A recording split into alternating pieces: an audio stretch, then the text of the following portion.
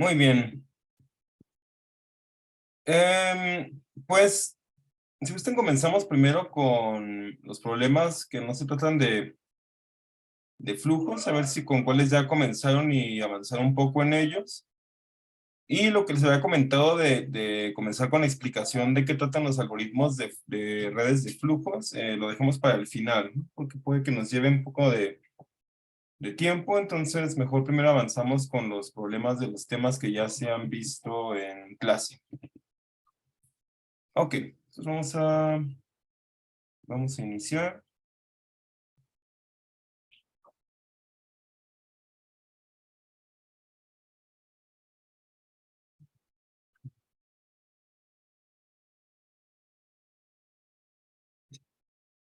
Muy bien. Entonces, bueno, no sé si de inicio quieran comenzar con alguna duda. Si tengan pregunta en particular sobre alguno, si no, nos podemos ir en orden. Es que dicen, ¿quieren comenzar preguntando algo?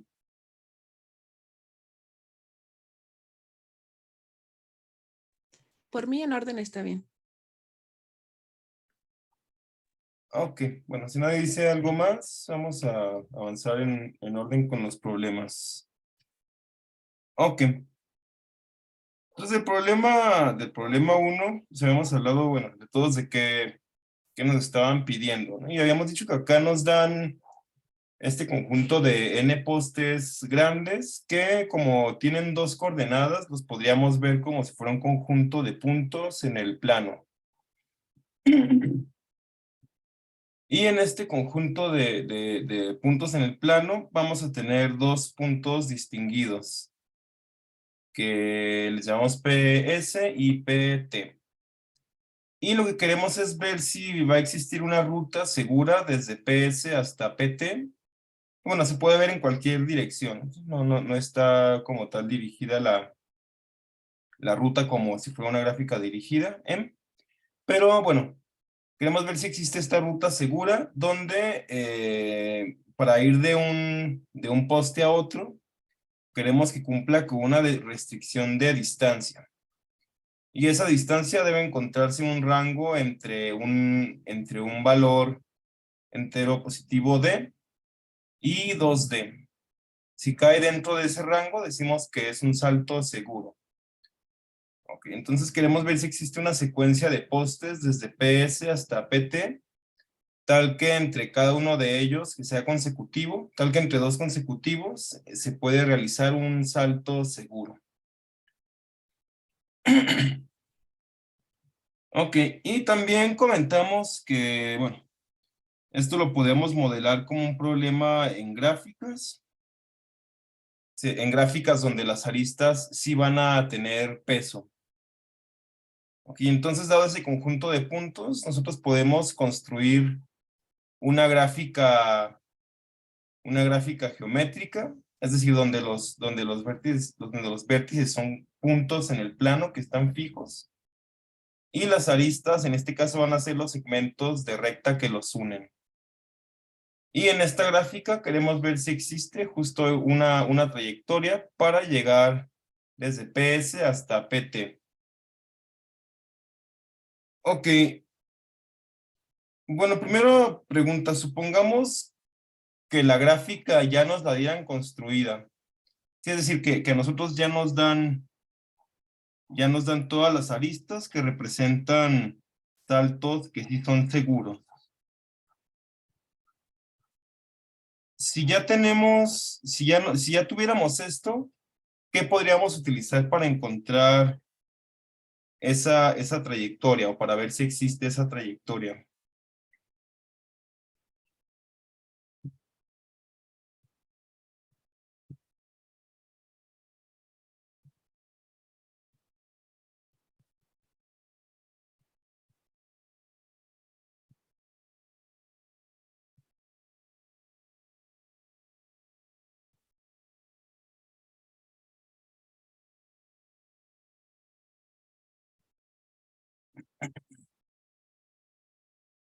A ver, déjame contarlo otra vez. Supongamos que a nosotros ya nos dan este conjunto de postes, y aparte ya nos dan las aristas que representan saltos que sí son seguros, ¿no? Cada una de estas aristas que nos dan acá tiene una longitud que está entre D y 2D. Ok, suponiendo que ya tenemos esto, ¿qué tipo de algoritmo podríamos utilizar para ver si existe esta trayectoria?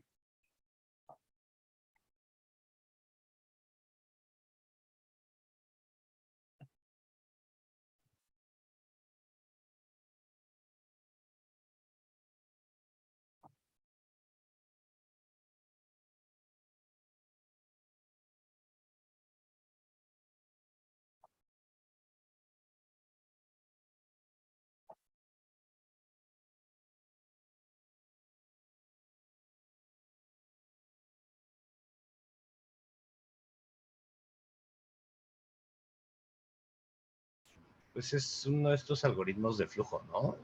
Sí parece como una gráfica de flujo, pero no sé, es que no me queda un poquito claro cómo elaborar sobre qué algoritmo sin verdaderamente tenerlo ya en mente, ¿no? Yo la verdad todavía no he pensado mucho en el problema.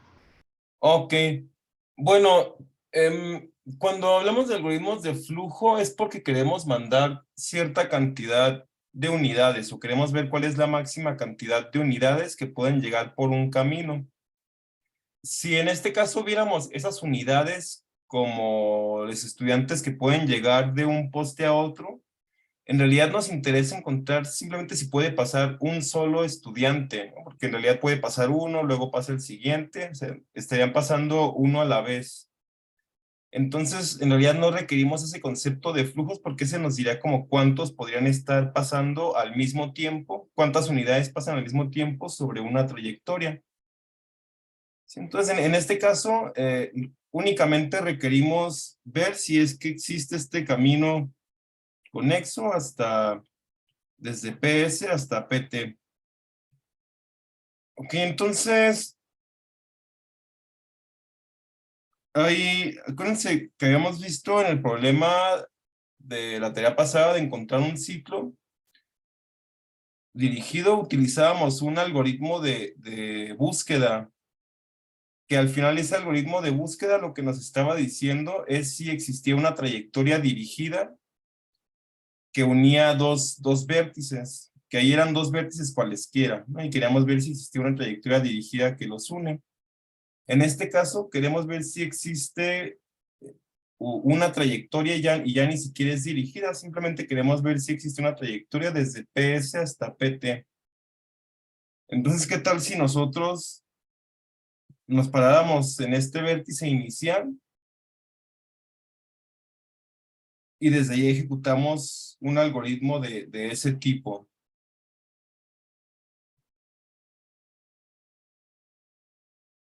Sí, si eventualmente logramos visitar el punto PT, pues quiere decir que sí existe sí existiría esta ruta, ¿no?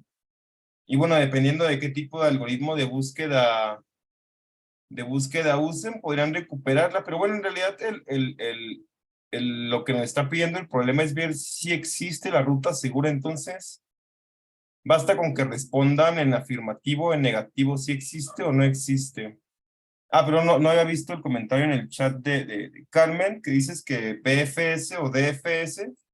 Pues sí, ¿no? Justo si utilizamos uno de esos algoritmos de búsqueda como BFS o DFS,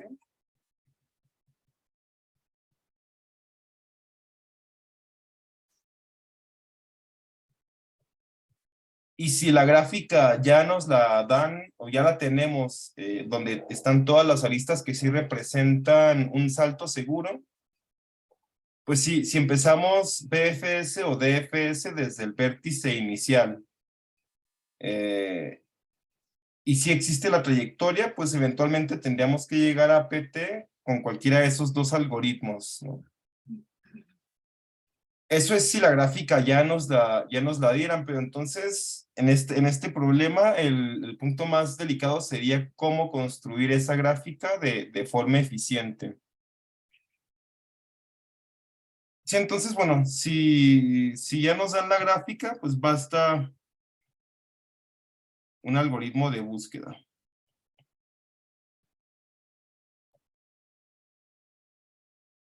Sí, entonces la parte clave acá va a ser construir la gráfica. Y ahora, nosotros sabemos que, o bueno, mejor lo planteo como pregunta. Si no nos metemos mucho con detalles o si lo hacemos medio a fuerza bruta, ¿en cuánto tiempo podemos obtener todas las aristas que sí forman parte de la gráfica y descartar las que no?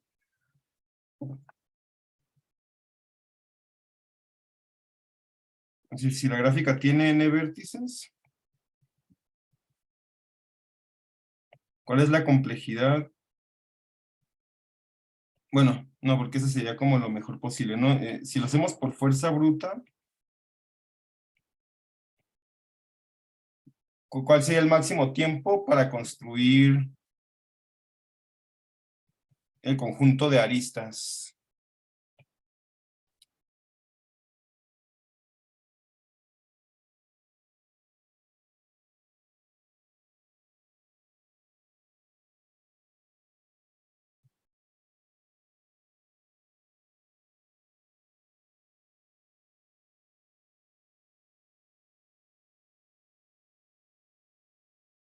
Supongamos que nos dan este conjunto de puntos y solamente tenemos los puntos, y si nosotros revisamos dos, pues podemos con una ecuación muy sencilla ver cuál es la distancia euclidiana, ¿no? Del segmento que los une. Entonces podemos decidir en tiempo constante si para un par de puntos el segmento que los une es una arista válida. Sí, entonces, ¿cuánto sería como el máximo tiempo que nos podríamos tardar en revisar todas las aristas posibles en una gráfica de este tipo?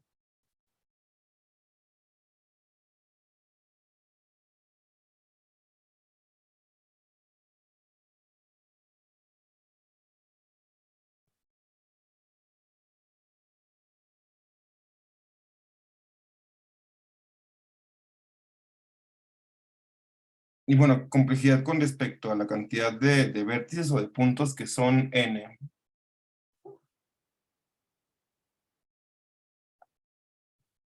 ¿No sería como n factorial? Mm,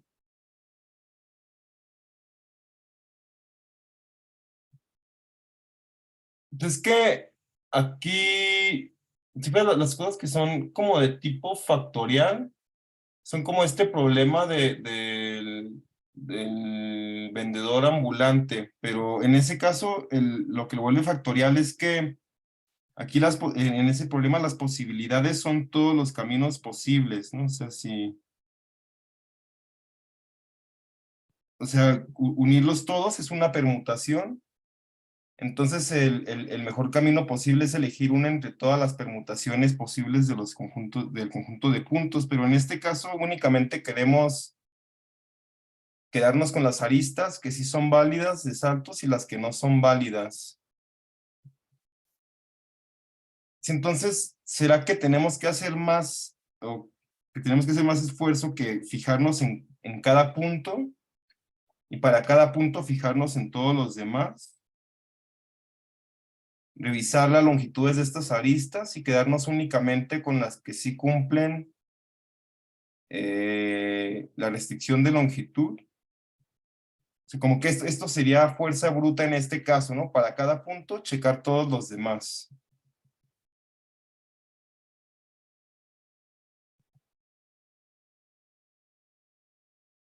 ¿Y eso cuánto tiempo nos llevaría?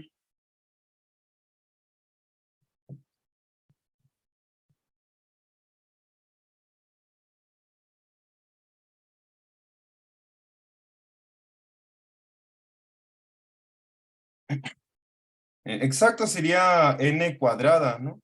Es decir, si nosotros para cada punto nos fijamos en todos los demás, trazamos el segmento, medimos la longitud, pero obtener la longitud de un segmento dado por 2 puntos toma tiempo constante. Si no me creen eso, pues después de la ayudantía lo consultan. Y si hacemos esto para cada punto, checamos todos los demás, pues podemos ver que estamos siendo exhaustivos. ¿Sí? Como para cada punto consideramos todos los demás, estamos considerando todos los pares posibles de puntos, que son justo n en 2, ¿no? ¿Cuántas combinaciones de 2 podemos tomar de un conjunto de n? Y habremos sido exhaustivos. Y como ya fuimos exhaustivos, podemos decir que pues estamos haciendo en realidad fuerza bruta y no va a haber ninguna arista que no consideremos. Sí, entonces por fuerza bruta nos saldría en tiempo cuadrático. Ok, pero ¿será eso lo mejor que podemos hacer? O dadas las restricciones del problema, nosotros podríamos reducir el tiempo para construir la gráfica.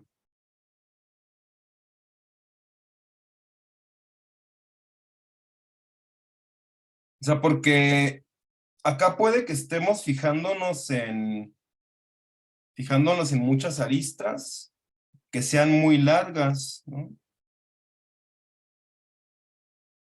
¿Qué tal si esas aristas que son muy largas nosotros podríamos evitar calcularlas de alguna forma?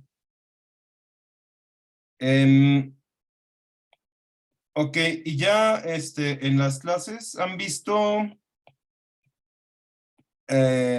algoritmos o estructuras que dado un conjunto de puntos, crea adyacencias únicamente con cosas que están relativamente cerca. No sé si les salte a la mente algún tipo de estructura que han visto en las clases últimamente.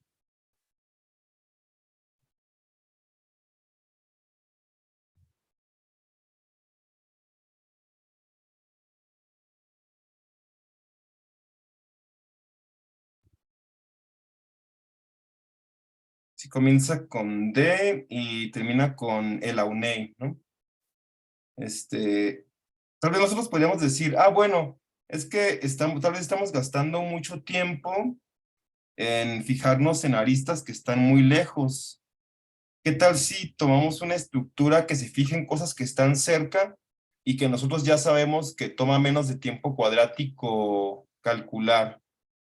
Y podríamos pensar, bueno, tal vez si nosotros ya tuviéramos la triangulación de la UNE, esa nos puede ahorrar tiempo y evitar fijarnos en cosas que están muy lejos, ¿no? Porque si recordemos que en la triangulación de un conjunto de puntos desde la UNE, vamos a tener un triángulo. Vamos a hacer las aristas de un triángulo únicamente si el círculo que pasa por esos 3 puntos es vacío. Sí, entonces, de cierta forma, podemos pensarlo como que vamos a estar uniendo a los vértices en esa triangulación únicamente con puntos que sean relativamente cercanos respecto a los demás. Ok, pero ¿será que si nosotros tuviéramos una estructura como la triangulación de Delaunay, eso nos facilitaría consultar únicamente las aristas que sí van a formar saltos válidos o que no? ¿Qué creen? ¿Será que nos podría ayudar o que no nos ayuda?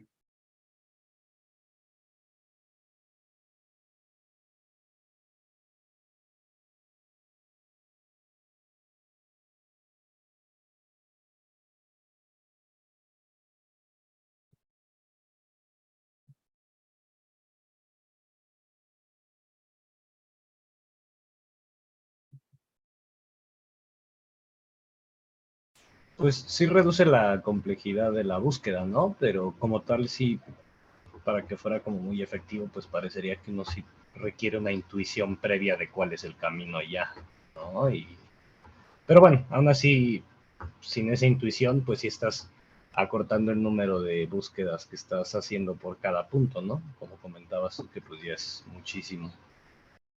Sí, o sea, porque aquí el punto de esta pregunta es, o sea, nosotros sabemos que esa triangulación se puede obtener en tiempo n log n, que es menor que cuadrático, y aparte sabemos que como la gráfica que nos regresa es una gráfica plana, tiene una cantidad lineal de aristas.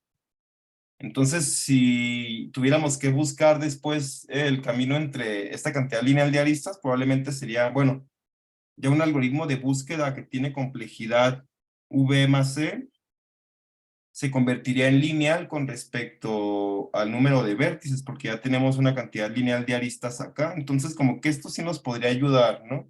Y el paso más pesado sería el de obtener la triangulación de Delaunay. Y con esto, nosotros, de cierta forma, sí podríamos descartar las aristas que están muy lejanas desde un punto. Si nos fijamos en este punto, y aquí hay una distancia que es mayor que 2D, pero aquí más cerca había un punto que estaba más, bueno, aquí hay un punto que está más cercano, tal que si nos fijamos en este círculo, no es vacío, o si nos fijamos en en triángulos que tengan este punto, no es vacío. Entonces, esta arista no va a poder estar. Se descarta. La pongo de rojo, esa no va a poder estar. Entonces, como que sí nos está ahorrando, de cierta forma, fijarnos en otros puntos que están muy lejos. Ok, pero notemos que la restricción que tenemos no nada más es de una distancia máxima, sino que también tenemos una distancia mínima. Entonces, tal vez nos pueden pasar cosas malas con la triangulación de Delaunay. Y ya antes de que yo lo diga, ¿qué se les ocurre que nos podría pasar? O sea, si nos fijamos en un punto y en sus vecinos de la triangulación de Delaunay, ¿qué cosa mala nos podría pasar para ese punto?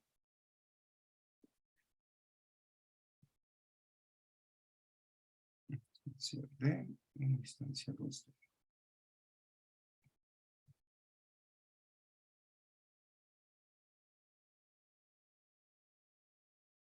Igual, si quieren decirlo adivinando, ¿eh? O sea, estamos como tratando de encontrar la intuición de este problema. Entonces, si nos equivocamos, no hay falla, en realidad.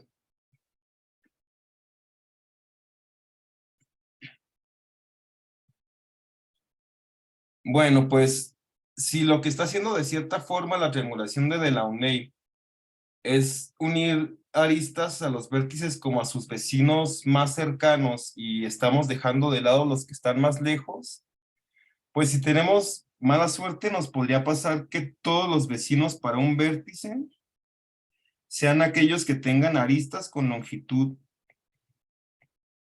menor a D.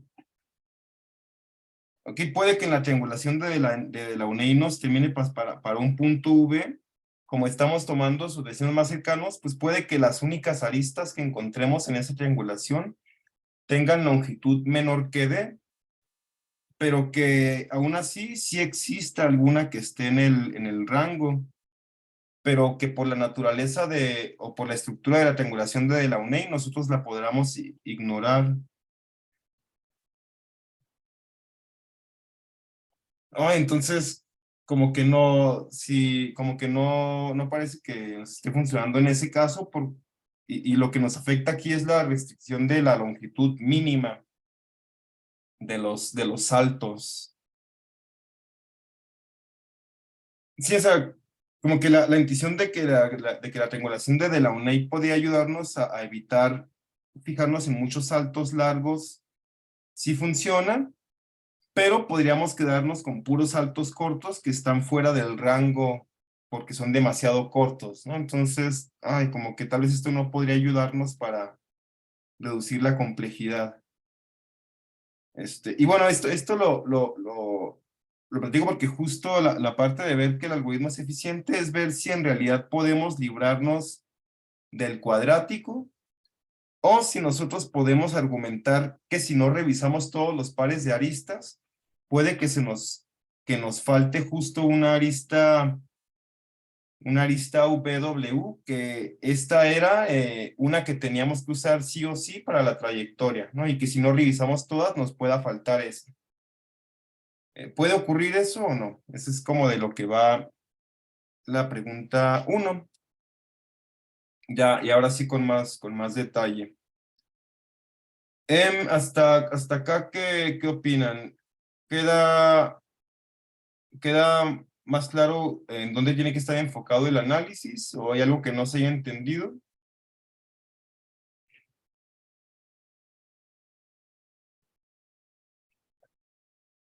Para mí sí. Gracias.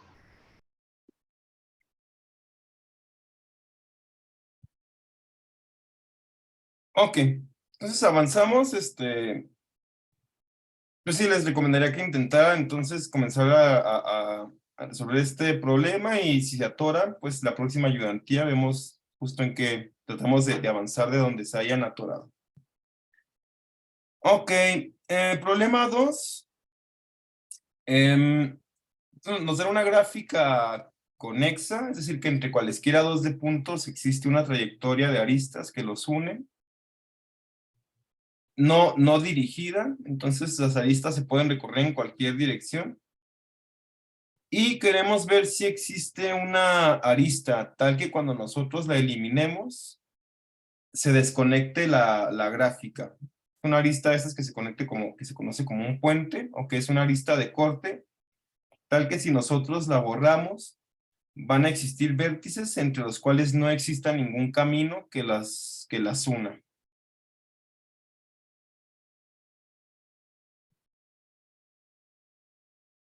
Ok, sobre este problema ya alguien ha visto algo, ha intentado algo aunque no les haya salido.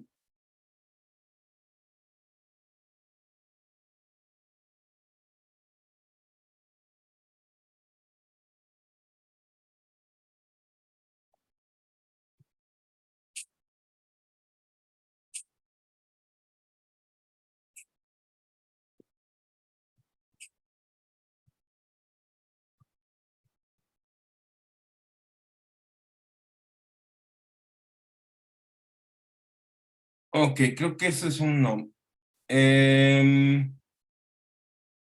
Bueno, para ya habíamos dado una pequeña pista la vez pasada, entonces vamos a profundizar un poquito más en eso, pero solo un poco, ¿no? Para dejar que ustedes también vayan avanzando en el problema. Ok, lo que habíamos mencionado es que una técnica para este problema es utilizar el algoritmo de búsqueda por profundidad. ¿Y por qué ahí nos podía ayudar la clasificación de aristas que se realiza en ese árbol según la manera en la que se descubren los vértices? O es decir, si recorremos una arista cuando se descubre por primera vez un vértice V, esa es una de las aristas que se llaman como aristas del árbol.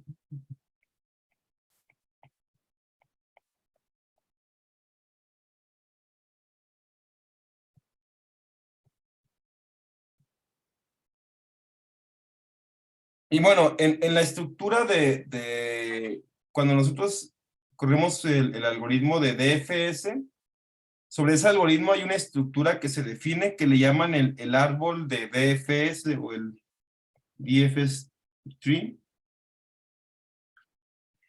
que va a tener a los vértices de la gráfica y sus aristas van a ser las de este tipo que se llaman tree edges o aristas de árbol. Esas aristas van a ser las que se recorren al descubrir por primera vez un vértice. Sí, entonces estamos parados en un vértice U. Y bueno, es que estaría como en color gris, porque lo estamos procesando. Y si encontramos un vértice V y es la primera vez que nosotros visitamos al vértice V durante esta búsqueda, esta arista se vuelve una arista de árbol y es de las que van a formar parte de ese árbol de DFS. Ok, y en ese árbol, bueno, más bien es un bosque, perdón, porque puede tener varias componentes. Es el bosque de FS. Puede tener varios árboles. Ok, pero en un árbol, nosotros comenzamos la búsqueda desde un vértice. Es que es este vértice S de inicio. Y comenzamos a recorrer sus vecinos, ¿no? Entonces encontramos un vértice U. Y este nos lleva a un vértice V. Hasta ahí llega, regresamos a S. Entonces encontramos otro vértice W. Encontramos otro vértice Z. Y hasta el momento todas las aristas han sido para descubrir vértices nuevos, pero luego nosotros, bueno, encontramos otra arista, bueno, le agrego un nivel más. X, que también es la primera vez que lo descubrimos, pero luego vemos que X tiene una arista, pero no necesariamente dirigida a una arista, hacia un vértice que ya habíamos descubierto previamente. Ok, estos vértices, esas aristas que van a vértices que ya habíamos descubierto previamente, se van a clasificar según la relación entre los vértices en el árbol. Si ven, como nosotros comenzamos desde S, podemos pensar en S como la raíz de este árbol de DFS y tomar sus vecinos por niveles. Y de esa forma podemos decir que W es ancestro de X en el DFS tree con raíz S. Ok, en este caso decimos entonces que la relación entre X y W es que según esta búsqueda, X es ancestro, perdón, W es ancestro de X o X es descendiente de W. Ok, entonces habiendo definido eso, vamos a decir que un back, uy, qué horrible acá, que un back edge UV conecta a U con un ancestro V.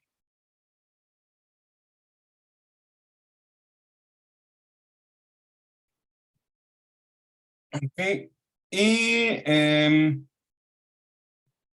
tenemos otro tipo de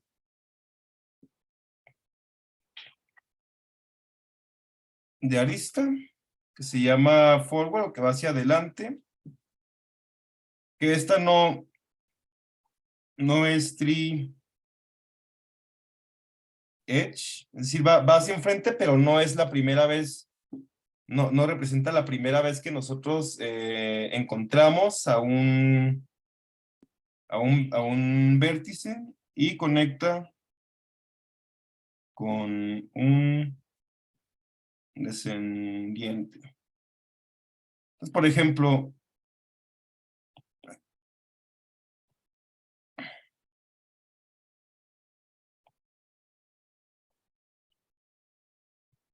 si nosotros, bueno, aquí encontramos otro vértice T, y luego ese vértice tiene una arista que va hacia X, pero X nosotros ya lo habíamos visitado. Esta sería arista forward.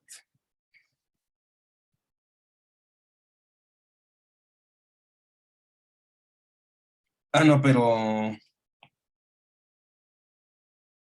No, perdón, esta tendría que ser como de como tiene que ser hacia un descendiente, tendría que ser como que, por ejemplo, de W venga una arista hacia X como la que ya teníamos, pero es que este tipo de arista forward su definición queda mejor cuando las aristas son dirigidas. si no son dirigidas, entonces más bien la vamos a encontrar como una arista back. Ok, entonces con esto ponemos como, sí, digo que esto es para dirigidas. Y más bien esta que iba de T hacia X, a poner en rojo, sería de tipo cross edge. Así que conecta con un nodo visitado.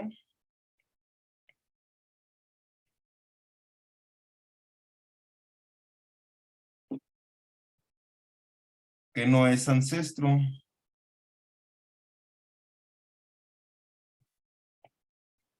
Ok, bueno, pero ¿por qué estoy metiendo aquí, hablando de DFS y metiendo estas definiciones acá?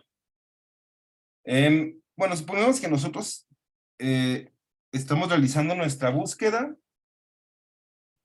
Si venimos, llegamos a un vértice U, recorremos la arista hacia otro vértice V, y pues bueno, por acá hay otra cosa, ¿no? ¿Qué tiene que pasar para que esta arista sea de corte, o sea, un puente? Pues como que tiene que ser la única arista que esté uniendo a esta parte de acá que le llamamos X, con esta parte de acá que le llamamos Y. Como que tendría que ser la única arista que esté conectando esas dos componentes. Y de esa forma, cuando nosotros la quitemos, pues se va a desconectar. Y quiere decir que sí era un puente. Pues para que esto sea cierto, nosotros cuando vengamos en una búsqueda de FS en esta dirección, lo que tiene que pasar es que esto no exista. No, no debe existir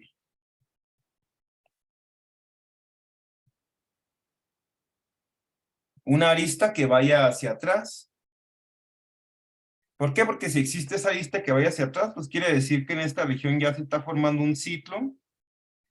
Y si nosotros quitamos a la arista UV, pues eso no se va a desconectar. Y no era un puente. Pero si esa arista que va hacia atrás no existe, entonces sí, al desconectar la arista V, sí se desconecta la gráfica. Entonces, eso es a lo que quería llegar, es la relación que podemos ver entre el algoritmo DFS y cómo ver si una arista es de corte, que justo no tiene que existir una de estas aristas de tipo back. ¿Hasta aquí todo claro?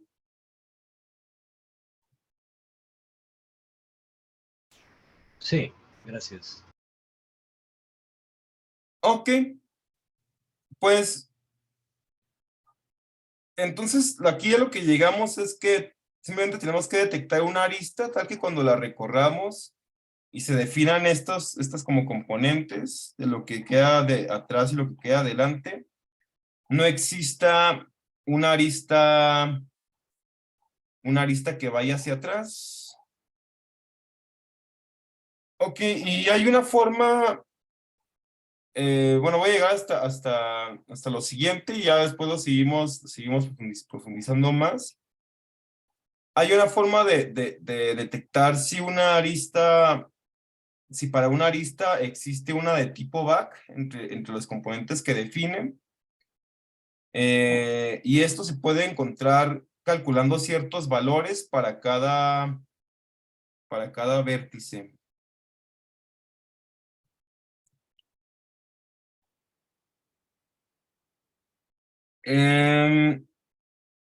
Y para eso podemos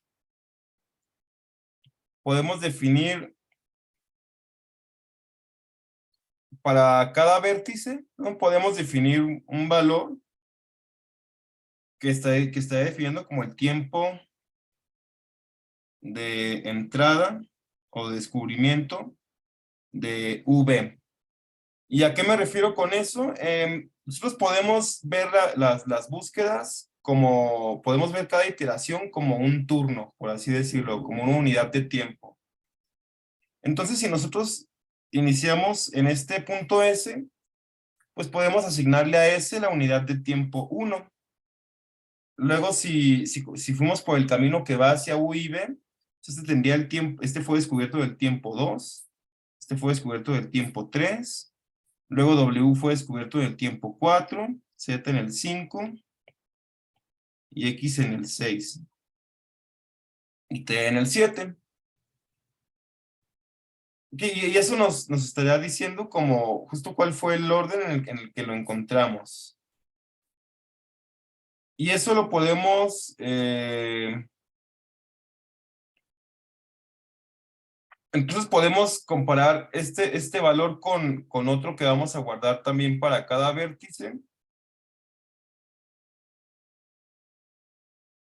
que nos va a decir la forma en la que fue descubierto.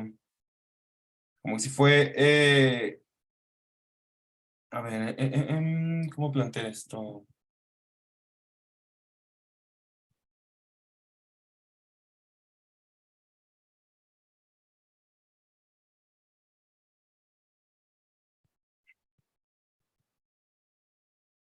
Podemos definir otro valor que se va a modificar según si exista o si no exista una de estas aristas que van hacia atrás. Sí, porque ¿cómo podemos identificar que tenemos una arista que va hacia atrás? Pues si nosotros estamos en un vértice que tiene el valor de tiempo, digamos que tiene valor de tiempo 5, y de repente trazamos una arista que va hacia un vértice W que tiene valor de tiempo 3, entonces ya nos está diciendo que V fue descubierto antes, perdón, que W fue descubierto antes que V. No, pero para llegar a V, nosotros estábamos siguiendo un camino que todavía estaba, por así decirlo, en activo. Y mientras ese camino estaba activo, nosotros encontramos una arista que nos regresa a una parte anterior del camino. Pues quiere decir que aquí se está formando un ciclo. Y por lo tanto, ninguna de las aristas que está ahí es una arista de corte de las que queremos quitar para desconectar la gráfica. Entonces, como que si visitamos un vértice que ya tiene un valor de tiempo, que ya tiene un valor de tiempo anterior, o sea, ya tenemos una arista que va hacia atrás.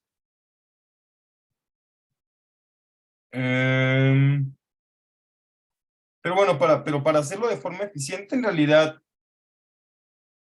podemos ir guardando otro valor para cada vértice. Y bueno, ya seguimos profundizando en la siguiente clase cómo se utiliza, ¿no? A ver si alguien ya lo intentó por su cuenta. Pero podemos guardar un valor, vamos a llamarle min. Bueno.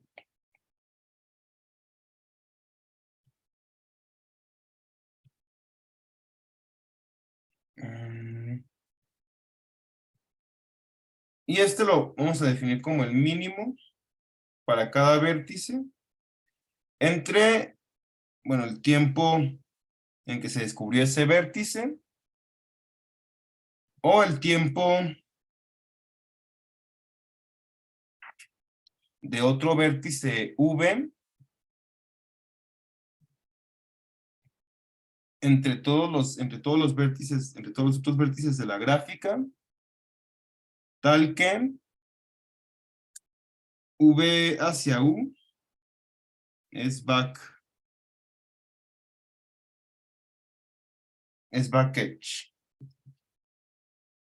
Entonces, para un vértice o su tiempo de descubrimiento va a ser el tiempo que tiene, o si trazo un back-edge hacia otro que tiene tiempo menor, entonces se va a reemplazar este valor low. O entre todos los vértices de la gráfica,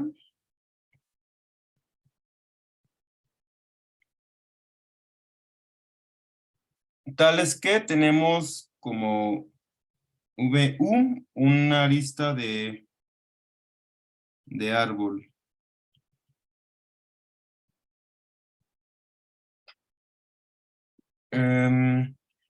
A ver, esos valores nos pueden ayudar a no tener que estar recorriendo el ciclo cada vez que lo encontramos, ¿no?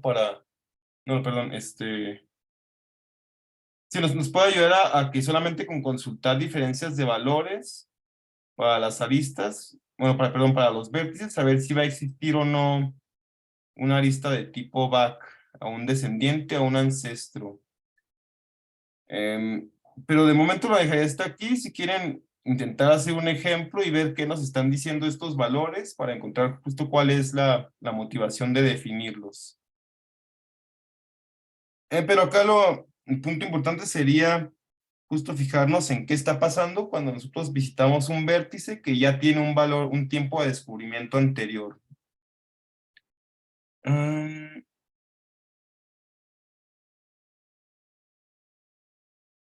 ok, ¿alguna pregunta hasta acá?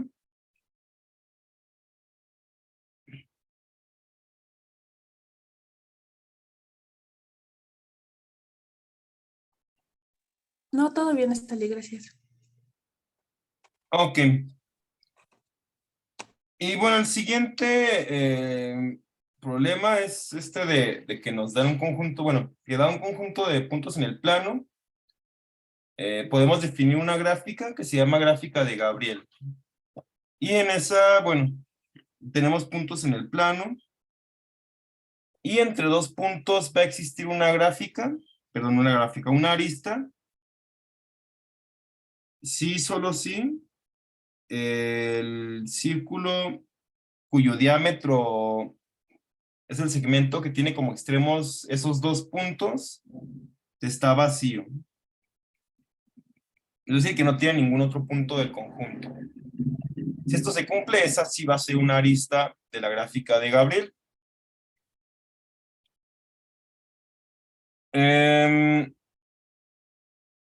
Ok, entonces lo que nos piden aquí es ver que las aristas, bueno, pero también podemos definir sobre el conjunto de puntos el árbol generador de peso mínimo, donde ahí podemos considerar que tomamos todas las aristas posibles, es decir, unimos todos los pares de puntos, y pues ahí nos quedamos con, pues, le asignamos a cada arista el peso de su longitud, y nos quedamos con el árbol generador de peso mínimo, ¿no? Así sería como se definiría para un conjunto de puntos. Y bueno, les decía que también se conoce como árbol generador de peso mínimo euclidiano, o Euclidean Minimum Spanning Tree, si lo buscan en inglés, ¿no? Entonces lo que queremos ver es que el árbol generador de peso mínimo euclidiano es una subgráfica de la gráfica de Gabriel, pero ambas gráficas, su conjunto de vértices es el mismo. ¿Sí? Es todo el conjunto de puntos, es el conjunto de vértices. Así que lo único que tenemos que revisar es que cada una de las aristas del árbol generador de piso mínimo euclidiano sea arista de la gráfica de Gabriel. ¿Han intentado algo?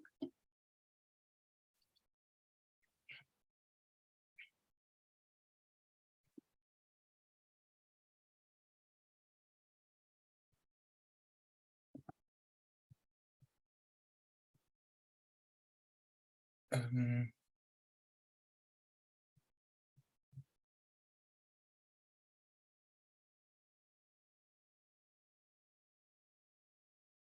no, que acá les comentaba que, bueno, podemos probar podemos probarlo como de dos formas, ¿no? Que tomar una arista que sea del árbol generador de peso mínimo y con esa hipótesis ver que tiene que formar parte de la gráfica de Gabriel.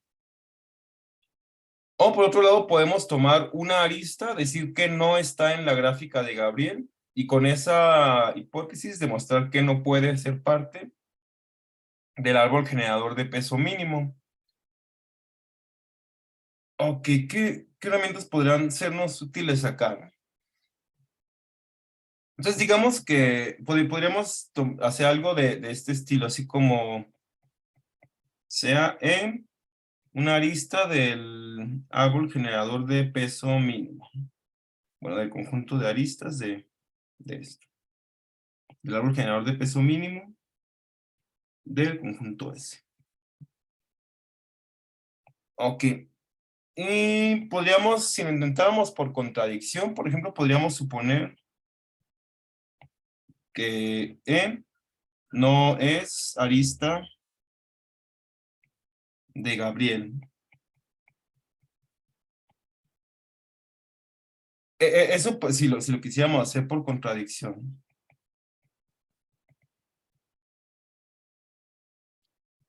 Ok, entonces aquí ya tenemos un par de datos que podemos utilizar, ¿no? Nos fijamos en esa arista E, digamos que tiene como extremos dos vértices U y V, pero nosotros estaríamos metiéndole como hipótesis que no es una, bueno, para llegar a una contradicción, podríamos suponer que no es una arista de Gabriel, ¿no? Entonces, ya al tener esa suposición, pues lo que nos está diciendo es que si consideramos el círculo que tiene como diámetro el segmento UV, tiene que haber al menos un punto. Tiene que haber al menos un punto dentro de ese círculo. Ok, entonces en el árbol generador de peso mínimo, para llegar de U a V utilizamos esa arista E, pero esa arista no estaría en la gráfica de Gabriel. Quiere decir que va a existir alguna trayectoria que vaya desde U hacia V. Ok, y bueno, esa trayectoria que va a pasar por al menos este punto, podría pasar que hubiera más, pero al menos existe como un punto por el cual va a pasar esa trayectoria. Ok, pero acá puede que nos va a servir, que nos vaya a servir como una herramienta la desigualdad del triángulo. Les recomiendo también buscarlo al terminar la ayudantía.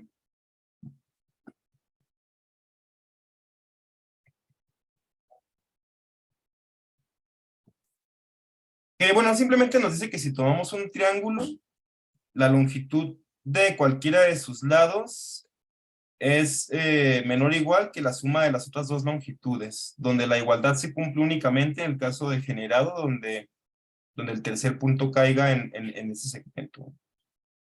Ok. Y aparte, bueno, usar la desigualdad del triángulo y aparte saber que la arista V tiene longitud mayor que estas dos. Porque si queremos, o sea, si nosotros vamos a reemplazar en la gráfica de Gabriel, o bueno, decimos que no tenemos esta arista que va de U a V, lo que sí sabemos es que tenemos que poder llegar de U a V y tomar este punto que está acá adentro.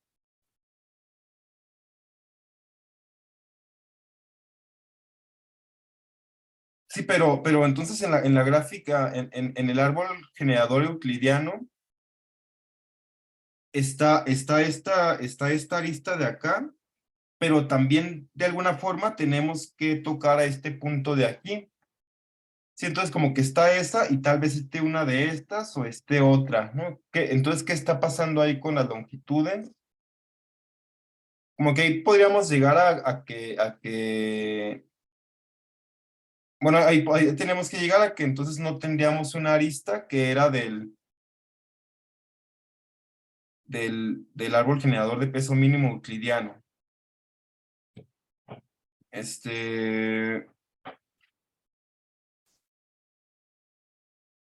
Entonces, de momento es como lo que les aconsejaría hacer es, pues justo tomar alguna arista, ver, ya sé que si dicen que sí es del árbol generador de peso mínimo y no es de Gabriel, pues ver qué es lo que tiene que estar pasando ahí, que tiene que existir al menos este punto W, no sé qué, entonces pasa algo con las distancias, pero tenemos que poder ir de U a V y tenemos que recoger al piso, al vértice W, ¿no? ¿Será que si esta arista no es de Gabriel, podríamos hacer alguna sustitución que reduzca la longitud del árbol que ya habíamos dicho que era de peso mínimo? Y ya, es todo lo que podría decir de momento, sin que, pues, antes de que ustedes avancen más en el problema. Bueno, ¿qué opinan? ¿Les dice un poco más de cómo afrontar el problema o se quedan igual?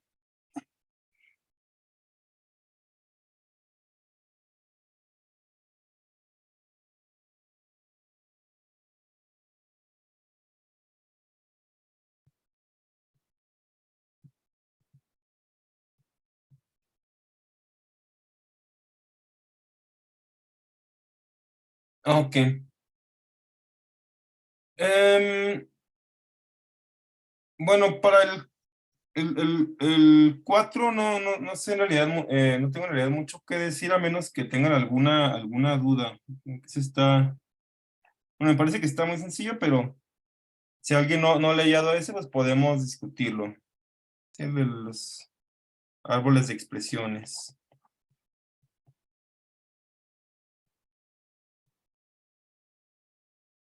¿Hay algo que quieran revisar acerca de ese problema o que no quede claro? Sí. Ok, Enrique, no hay problema.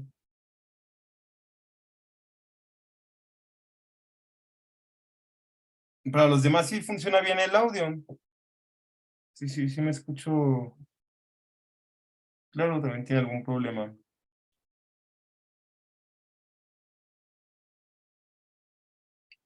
Ok, es que veo que fue un mensaje directo. Es que, bueno, uno de los compañeros estaba teniendo problemas con el audio, pero los demás se escuchan bien, si es únicamente de su lado.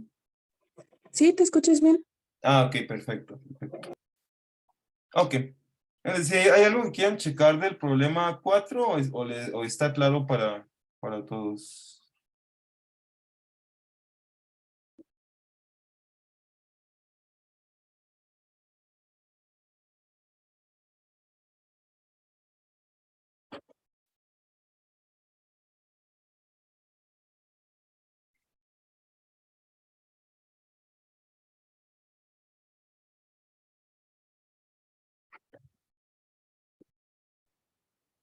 Creo que no hay dudas de eso, ¿verdad? Sí, ese que está así de sencillo, les recomendaría que traten de escribirlo ya. Sí sirve que al final que estén pasándolos en limpio ya se ahorran ese tiempo. Y ya en caso de que surja alguna duda, pues lo vemos también con tiempo suficiente. Yo sí, ese que está así, que se ve más sencillo, sí les recomendaría que traten de escribirlo de una vez para que si hay dudas salten pronto y las podamos resolver.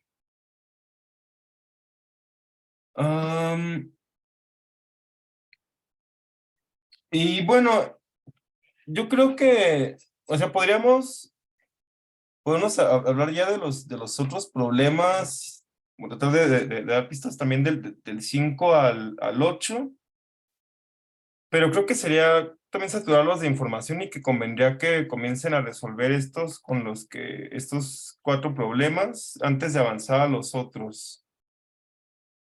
No sé qué opinen.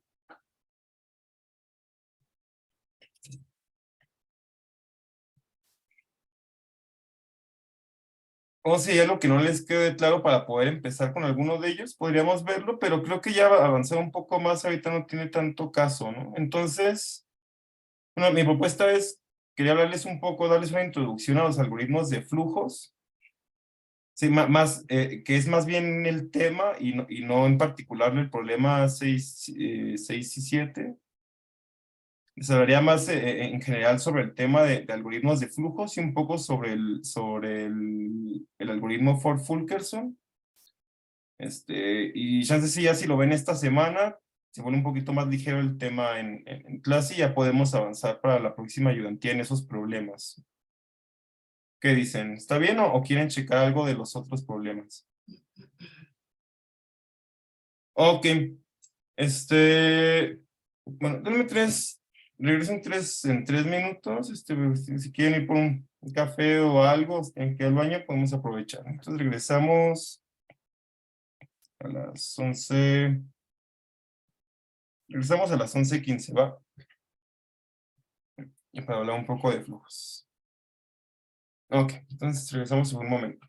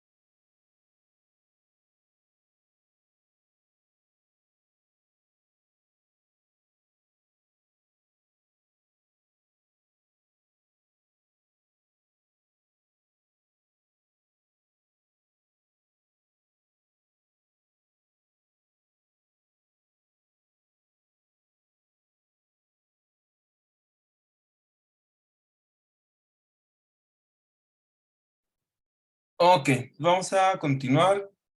Y bueno, pues decía, vamos a introducir este tema de redes de flujos, que bueno, ya lo van a ver sí lo van a ver en clase, pero bueno, puede que esté un poco denso, así que no está de más ver una pequeña introducción, a ver si eso facilita que se vayan familiarizando con los conceptos. Bueno, de inicio, ¿qué es una red de flujos? ¿Qué nos ayuda a modelar, ¿no? Pues estas redes nos ayudan a modelar situaciones en las que queremos que cierta cantidad de unidades de algo lleguen desde un punto de inicio a un punto final por medio de ciertas vías. Eso es como muy en abstracto.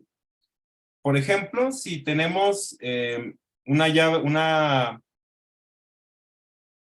fuente de agua, o sea, voy a llamarle un sistema distribuidor de agua, ¿no? Que de un punto sale y se distribuye por varias tuberías y al final llega a otro lugar. Los algoritmos de flujos nos ayudarían a poder calcular cuál va a ser la máxima cantidad de agua que va a estar llegando a la fuente. O si tenemos, podríamos modelar, por ejemplo, tenemos un almacén y tenemos camiones que pueden llegar a través de varias vías a, a un a un centro de distribución, ¿no? Entonces podemos ver también cuál es la máxima cantidad de camiones que podemos estar mandando al mismo tiempo.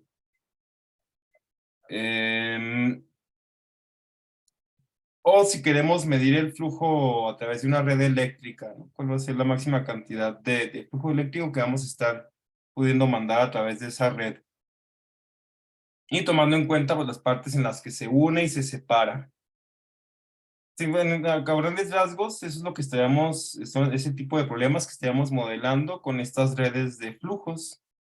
Entonces, bueno, ya en abstracto, viéndolo como gráficas, ¿cómo se representa una red de flujos? Pues va a ser una gráfica que es una gráfica dirigida, es decir, que cada arista va a tener una dirección en la que puede avanzar el flujo, y a cada arista se le va a asignar una capacidad de flujo no negativa, que es justo cuántas unidades pueden pasar por esa arista.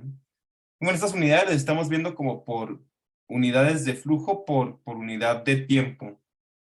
Y entonces, si por una tubería pueden pasar 5 litros por segundo, pues podríamos decir que la arista que la va a representar tiene capacidad 5. Y aparte en esta gráfica, para que sea una red de flujos válida, vamos a tener que si existe una arista dirigida U, V,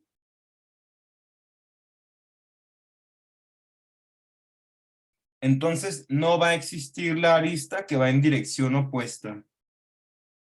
V, U. Eso no está permitido y a eso se le conocen como aristas antiparalelas. Y ustedes dirán, bueno, pero por ejemplo en ese de modelar los camiones que pueden avanzar por carreteras, pues hay carreteras que avanzan en ambos sentidos.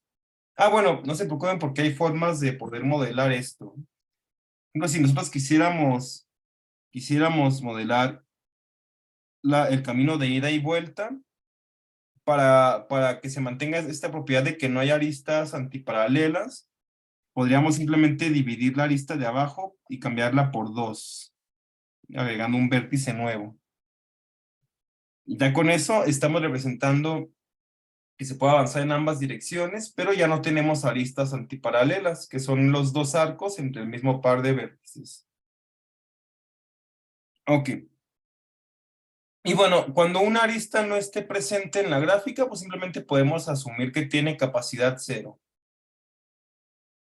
Y aparte en estas redes de flujos van a existir dos vértices distinguidos. Uno es la fuente, que es desde donde va a salir el flujo, y otro es el sumidero, que es hacia donde queremos que llegue. Y vamos a suponer que todo vértice en nuestra red de flujos se va a encontrar en una trayectoria dirigida desde S a T. Así que para todo vértice V, pues va a existir una trayectoria dirigida que comience de S y llegue hasta el vértice sumidero T. ¿Por qué suponemos esto? Pues si un vértice no está en el camino de la fuente al sumidero, en realidad no va a participar en el flujo y no nos va a interesar, por lo que podríamos descartarlos. Y entonces estas son las propiedades que tiene una gráfica para poder modelar una red de flujos. Y bueno, ¿cómo se define un flujo sobre esta red? Pues va a ser una función sobre los números reales que está, que a cada arista o a cada posible arista de la gráfica le va a asignar un valor que es un número real. Y ese valor que es un número real, que va a representar justo el flujo que está pasando a través de cada arista, queremos que cumpla con varias o requiere cumplir varias restricciones para tener sentido.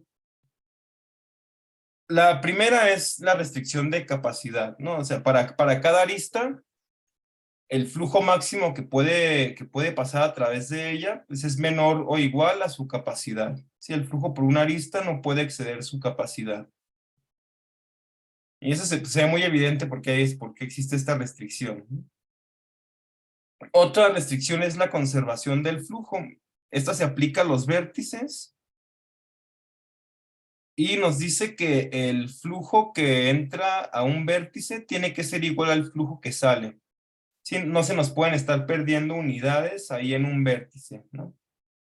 Es decir, si por un punto entran 5 unidades de flujo, tienen que salir 5 unidades de flujo también.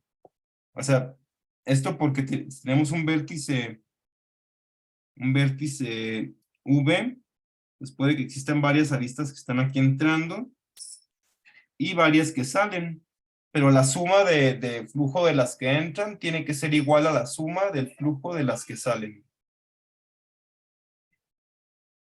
Ok, y entonces el valor de un flujo para una red de flujos lo vamos a ver como la cantidad total de flujo que sale desde la fuente, que la fuente tiene perdón.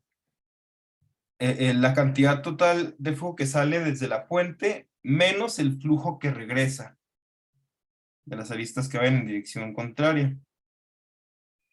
Ahora, ¿por qué está definido de esta forma? Ustedes dirán, bueno, es que no tiene mucho sentido que a la fuente regrese flujo. Ese flujo como que va en dirección contraria lo tenemos que tomar en cuenta para cuando tenemos que hacer ajustes en los algoritmos de flujos. Sí, pero bueno, el valor total de un flujo pues va a ser lo que logra salir de la fuente y no regresa a ella. Ok, entonces ya con estos conceptos podemos plantear el algoritmo de Ford-Fulkerson de manera muy general.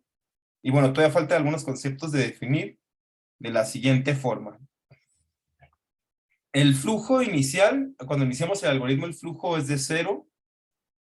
Y en cada iteración, bueno, vamos a proceder iterativamente y en cada iteración vamos a ver si existe un camino que se llama camino de aumento en otra gráfica asociada que llamamos la red residual.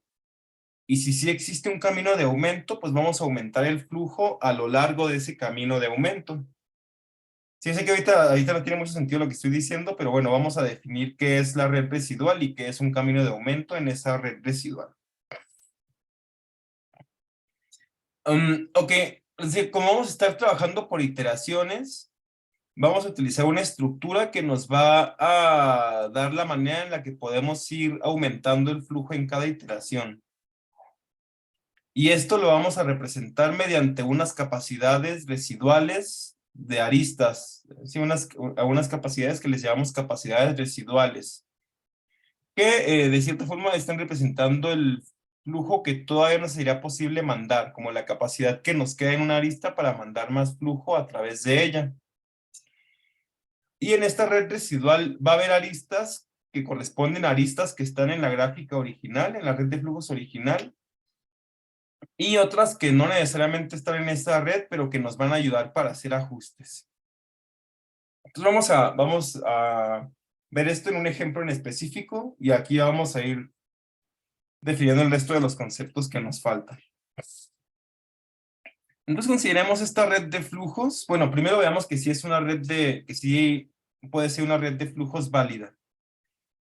Tiene un par de vértices distinguidos, S y T. Ok, todas las aristas son dirigidas. Muy bien. Y entre pares de puntos no existen aristas antiparalelas. Ok, también se cumplen. Y las capacidades de las aristas, que es este segundo número que estoy poniendo acá. Sí, aquí estoy representando flujo, diagonal, capacidad, ¿no? Y todas estas capacidades son positivas, o son no negativas, ¿no? Porque igual no tiene mucho sentido, pero podríamos poner ahí una arista con capacidad 0. Todas son no negativas, pues check. Sí, sí vale como una red de flujos. Ok. A esa red de flujos le vamos a asociar otra red que se conoce como la red residual. Entonces, va a tener los mismos vértices y va a tener, ay, perdón, va a tener aquellas aristas cuya capacidad residual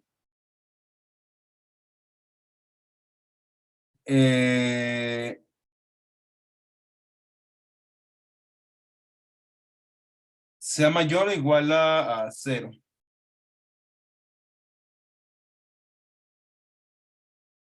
Ok, pero ¿cómo vamos a definir esta capacidad residual?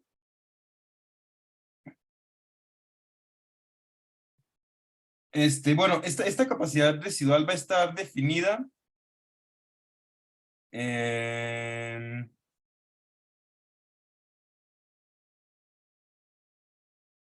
Bueno, perdón, vamos a fijarnos en la red residual. Esa va a tener un vértice por cada vértice de la gráfica original.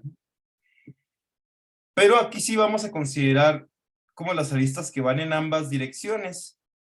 Y vamos a dibujar en esa red las que tengan una capacidad que va a ser mayor a 0 y esa capacidad se va a definir como sigue. Sí, entonces para dos vértices U y B, la capacidad residual de la arista dirigida U, B se va a definir como sigue. Si la arista U, B sí está en el conjunto de vértices de la red original, si por ejemplo, como esta arista que va de este S al vértice 0, como esa sí forma parte de la red original, se va a asignar su valor de esta forma. La capacidad residual va a ser la capacidad total de la arista menos el flujo que ya está pasando por la arista. Vamos, por eso el valor de aquí en la red residual sería de 10, porque su capacidad inicial es de 10 y el flujo total que pasa es de 0.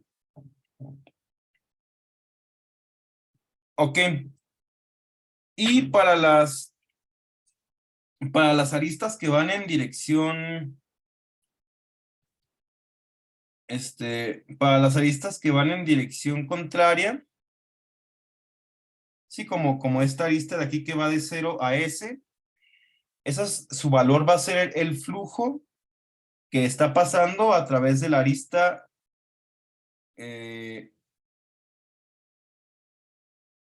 U, B. A ver, espérame un poquito. Bueno, perdón, de la arista B, U.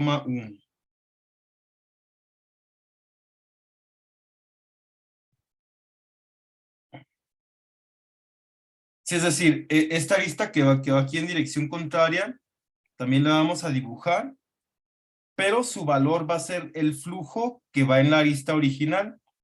Entonces, si por esta original ya tuviéramos, por ejemplo, 10 unidades de flujo, esta que va en dirección contraria ya tendría valor 10.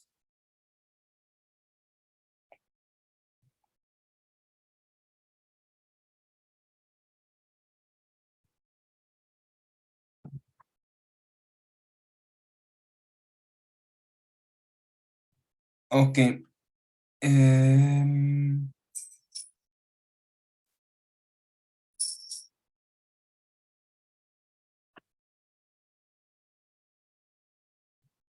Ok, y de otro modo, pues el valor se asignaría como 0.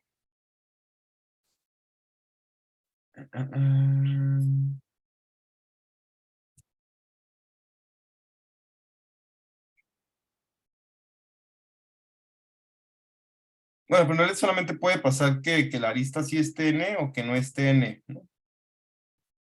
Bueno, pero así estaríamos definiendo esta capacidad residual.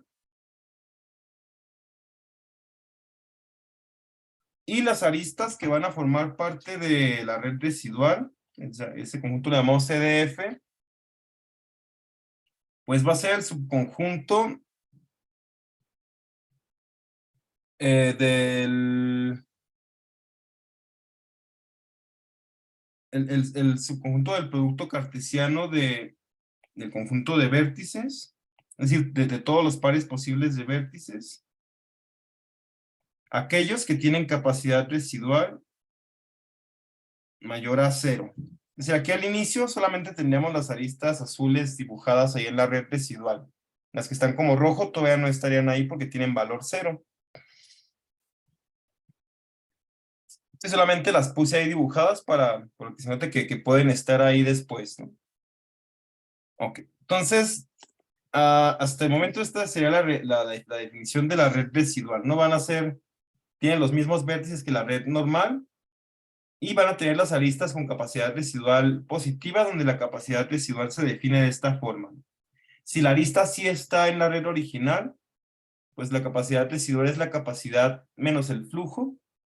Y si no está en la red normal, perdón, si la lista no está en la red de flujos, entonces en la red residual tiene el valor del flujo que lleva en en la red normal de flujos.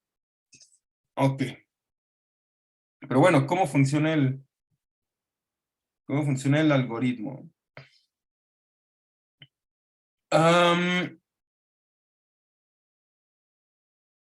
Pues decimos que estábamos diciendo que mientras exista un camino de aumento, vamos a aumentar el flujo a lo largo de ese camino de aumento. Ok. Un camino de aumento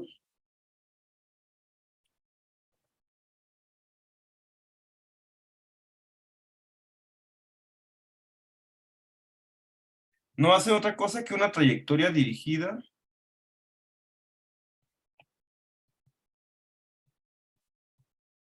de S a T en la red residual con aristas de valor positivo. Bueno, que cuando una de esas aristas tenga valor 0 se va a borrar, pero pongo lo del valor positivo como por énfasis.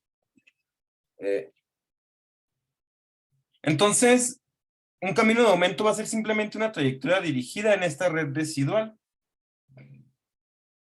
Por ejemplo, en esta que tenemos acá, nosotros podríamos decir, pues mira,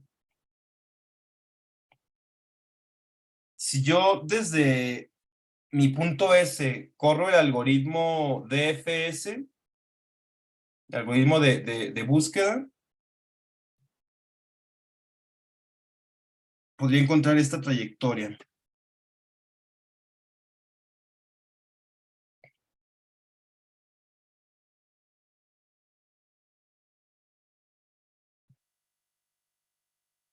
Si esa trayectoria dirigida desde S hacia T, todas las aristas tienen valores positivos. Pues ese ya es un camino de aumento.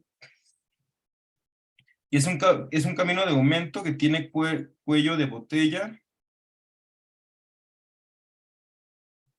igual a 6. ¿A qué me refiero con esto? Fíjense en las capacidades de esa trayectoria. Si la primera tiene capacidad 10, la segunda 15, la tercera 6, después tiene 25 y después tiene 10. ¿Cuál es el flujo máximo que podemos mandar a través de esa trayectoria? Bueno, pues si regresamos al punto donde tenemos la propiedad de conservación de flujo, vamos a ver que por por los vértices que participan en esa arista de valor 6, pues no podemos, por este vértice de acá, pues no va a poder salir más, no van a poder salir más de 6 unidades, porque entran como máximo 6 unidades. Ah, pues quiere decir que el cuello de botella de ese camino de aumento está dado justo por la arista de menor peso, perdón, de menor capacidad. Así que por esa trayectoria que podemos encontrar desde la fuente hacia el sumidero, solamente podemos mandar 6 unidades. Sí, eso sí es claro.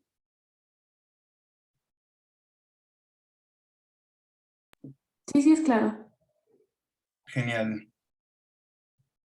Ok, entonces un aumento, que bueno, luego que en el Coren ponen esta anotación, un aumento para una arista V está definida como el flujo que ya está pasando por U, B,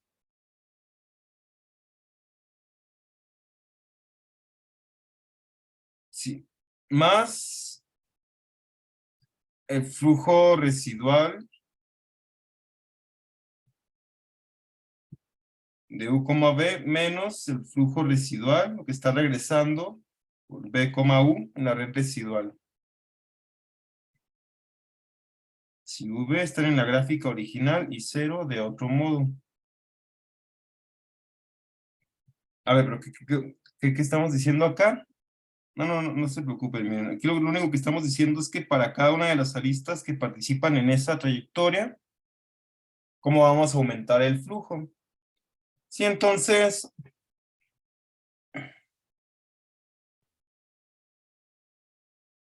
a ver,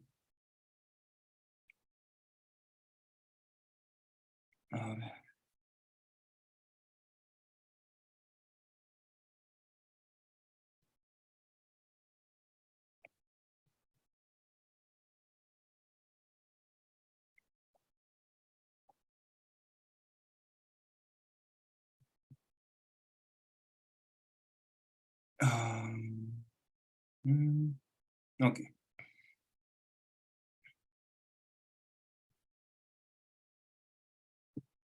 A ver, voy a copiar esto acá.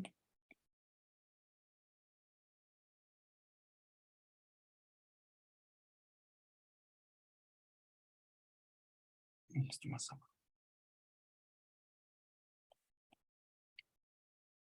Ok, entonces, con esta trayectoria podemos regresarnos a la red original y decir, ah, mira, en esta primera lista que tiene capacidad 0.10, pues de flujo ya estaban pasando 0. Y luego en la red residual, pues como F'V teníamos 10 y como F'Vu teníamos 0. Pues el flujo que va a pasar de aquí va a ser de 0 más 10 menos 0. Ok. Ya tenemos flujo 10. Ay, no, perdón, ¿qué estoy haciendo? No, el flujo que podemos aumentar aquí.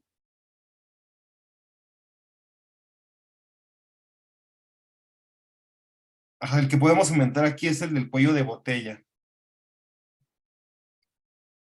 Sí, entonces vamos a tener. Tiene 6. Tiene 6. Tiene 6. Y estos tienen 6. Ok. Ya actualizamos la red de flujos, pero ahora haría falta actualizar la red residual. Justo con estos valores de acá.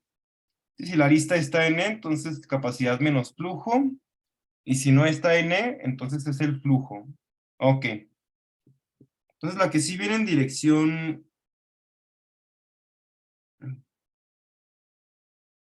Bueno, lo voy a dejar subrayado. La que sí viene en dirección. La que ve en dirección avanzando, pues esa sí corresponde a una que está en el árbol, pero en la red de flujos. Entonces sería capacidad menos flujo. Pues su valor nuevo va a ser de 4. Y para la que va en dirección contraria, pues su valor nuevo va a ser de 6. Es justo el flujo que está avanzando en la arista que sí está en la red. Y esto lo hacemos para cada una de las aristas de la red residual que participaban en esta trayectoria. Ok, pues ahora vamos a tener que esto vale 9, este vale 6, este vale 6, pero ahora la que va en la otra dirección vale 0 y se eliminaría de la red residual. Solo que ahorita estoy dejando las de valor 0 para el ejemplo, pero las tienen valor 0, podrían verlas como que no existen en la red residual, ¿va? Ok, este de acá va a tener valor 19, 6 y 4 y 6. Ok, esos serán los nuevos valores de la red residual.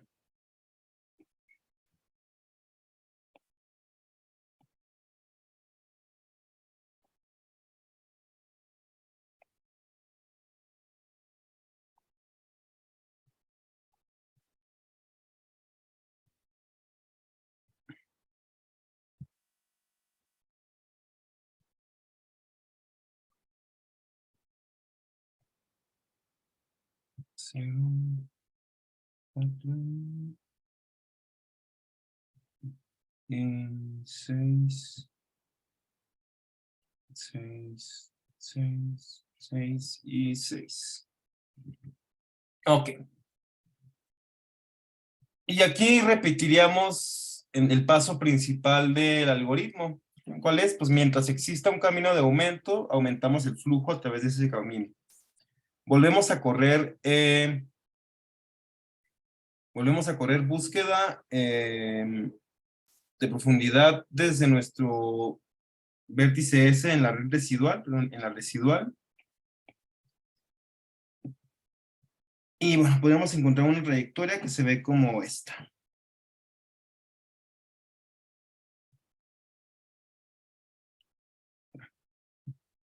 Ok, sí, es una trayectoria dirigida desde la fuente hacia el sumidero, sí es un camino de aumento. Ahora, ¿cuál sería el cuello de botella de este camino de aumento?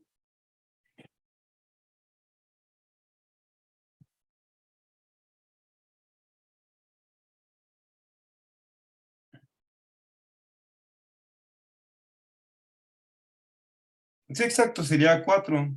Sí, porque justo la primera lista tiene...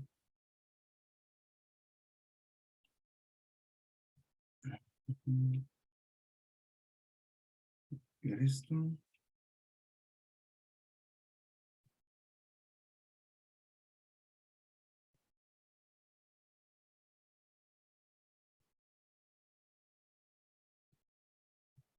Ok, y ahora sí. Tenemos esta trayectoria. Y el cuello de botella y era... Pues va a ser 4, ¿no? Que es nuestra lista dirigida de menor capacidad en esa trayectoria.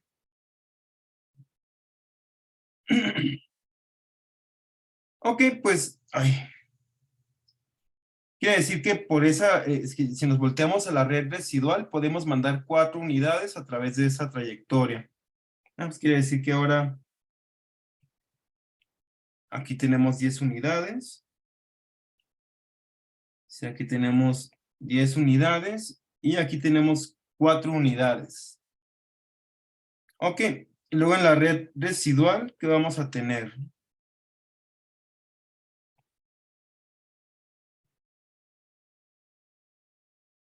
Ok, pues...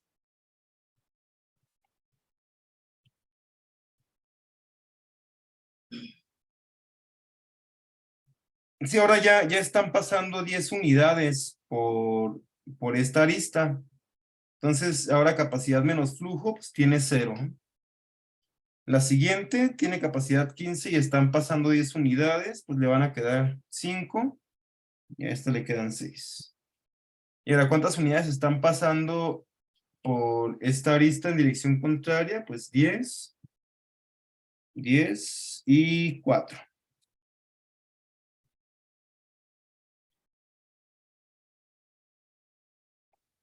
Ok. Em,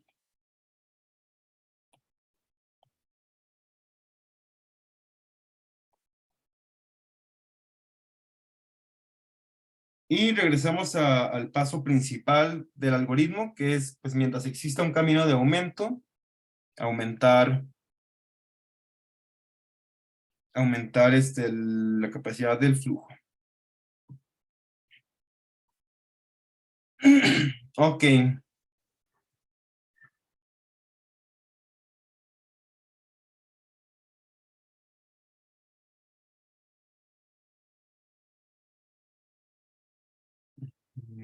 Ujú.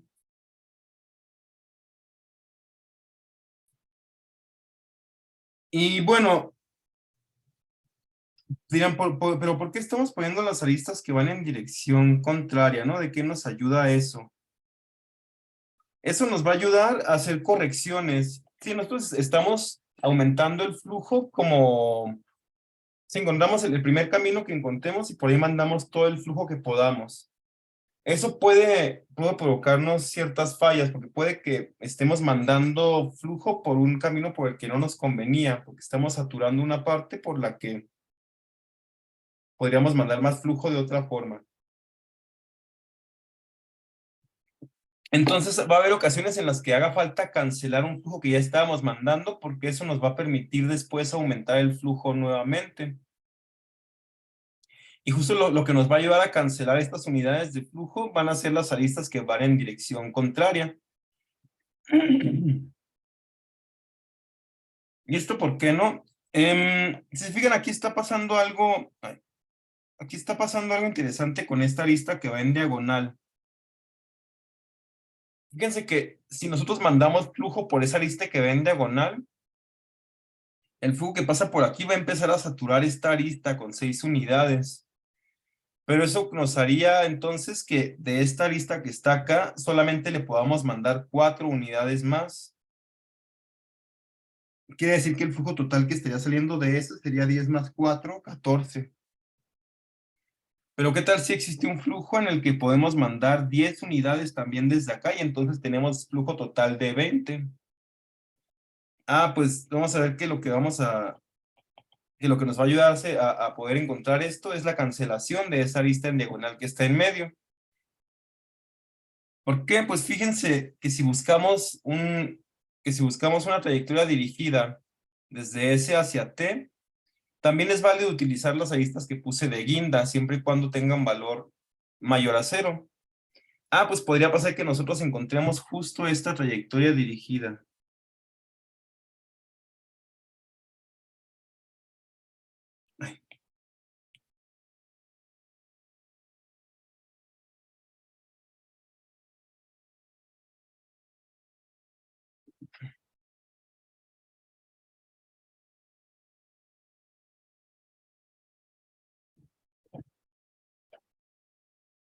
Sí, cuando tenemos justo esta trayectoria dirigida,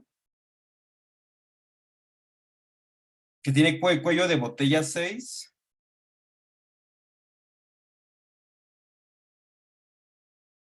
pues lo que nos está diciendo es que podríamos mandar 6 unidades a través de esa arista, ¿no? Pero bueno, volteamos a ver y vemos que esa arista está en dirección contraria.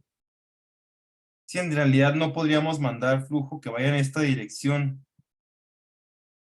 Ok, pero aquí lo que en realidad está pasando es que esta corrección lo que nos va a decir es, no, mira, las 6 unidades de flujo que se estaban yendo de aquí hacia arriba, no es necesario que las mandes para que lleguen hacia acá. Lo que llega hacia acá lo podemos compensar con lo que sale desde aquí, y entonces esas 6 unidades más bien las podemos regresar y que vayan y que lleguen a T por medio de esta otra trayectoria. Es como que estamos diciendo, ah, mira, esas 6 que están subiendo por acá y llegan hasta acá, las podemos compensar con esta arista, y entonces mejor esas unidades no las mandes, sí, mejor que se vayan por otro camino y lleguen hacia T. Ok, entonces ¿cómo se vería la red residual después de actualizar el flujo, pero con este aumento que va por esta trayectoria que tiene una arista que va en dirección contraria? Ah, pues haría lo siguiente.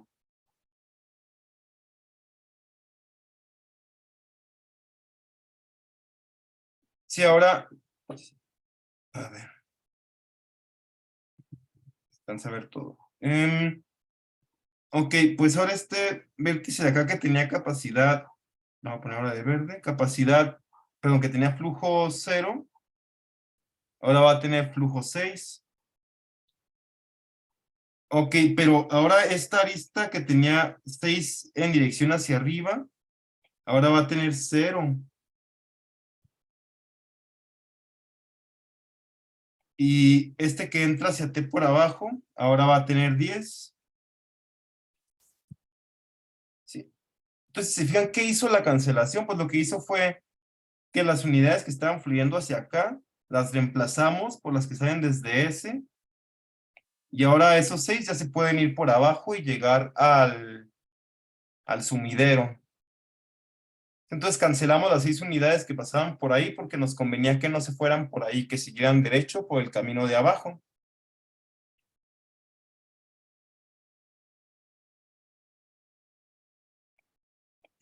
Esto.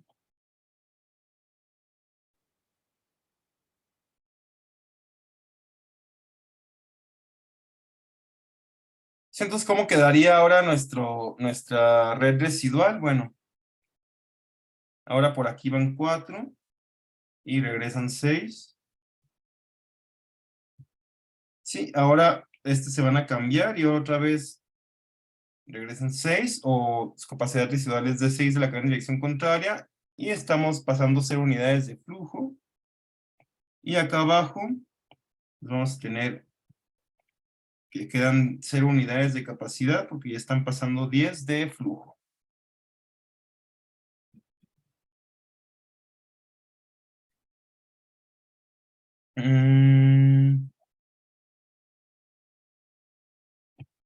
Ok. Y bueno, aquí ya utilizamos una arista que va en dirección contraria. Pero bueno, ¿será que ya terminamos o todavía se podrá aumentar el... ¿Será que ya terminamos o todavía se podrá aumentar el flujo? Ah, pues bueno, hay que ver si todavía existe trayectoria, camino de aumento en la red residual. Pero de hecho sí todavía queda uno, ¿no? Este que sale por aquí, un 4. Luego se va por acá. Ay, este ya tenía 0 acá. Era al revés, perdón.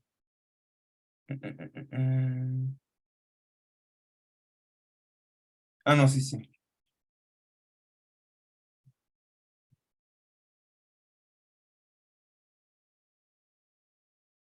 Ah, no, no, claro, claro, claro. Aquí este está pasándose unidades, más bien aquí tenía 6 de capacidad todavía y 0 flujo en dirección contraria.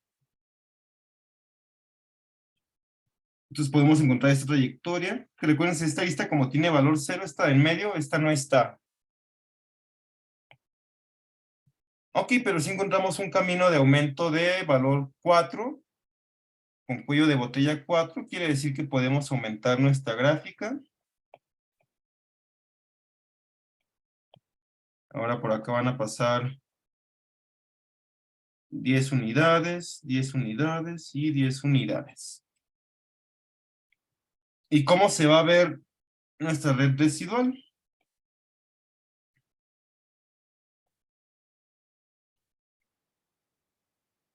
Ok, pues en nuestra red residual, cuando actualicemos los valores, ahora vamos a tener 0 acá, 10, 10 acá y 0 acá. ¿Qué quiere decir? Que cuando nosotros descartemos todas esas aristas que tienen capacidad 0, que no están en realidad en la gráfica, se ve de esta forma. Y que cuando queremos buscar un camino de aumento desde S, pues en este caso ya no existe.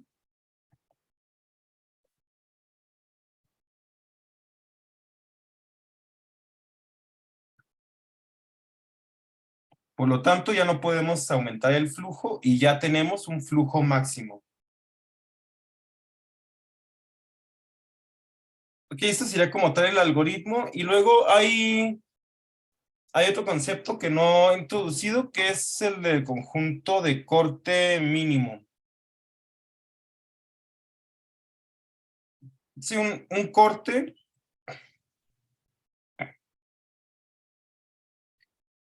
acá lo vamos a definir como una partición del conjunto de vértices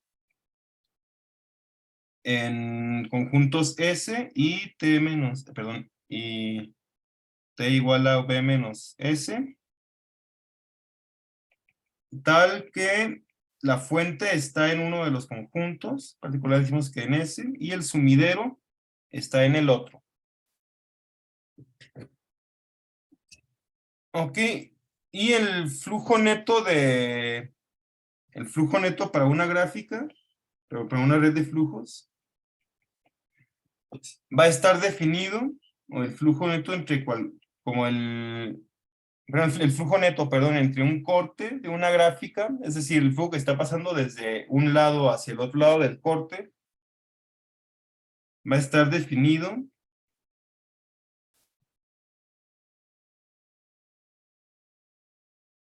como la suma de los pesos de todas las aristas que van de S a T, menos la suma de todas las aristas que van de T a S.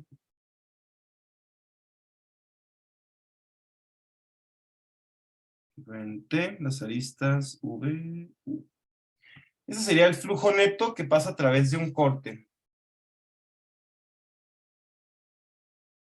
Y la capacidad de bueno, y esto, un dibujo como el que teníamos.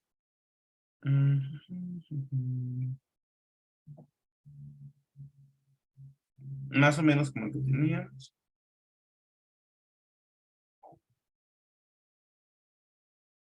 Pues podríamos pensarlo como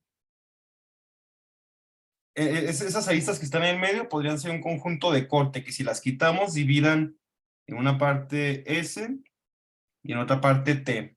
Así, si nosotros quitamos todas las aristas de aquí en medio, se estaría separando esa gráfica en dos. Eso sería un conjunto de corte. Y la capacidad de un corte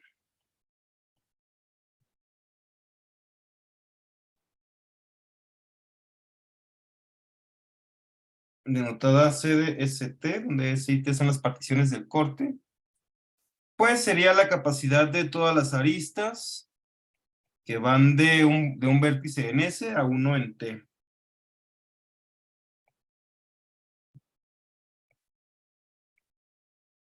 Ok.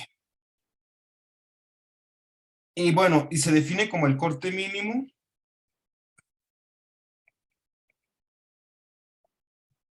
al de mínima capacidad entre todos los cortes. Una definición muy obvia.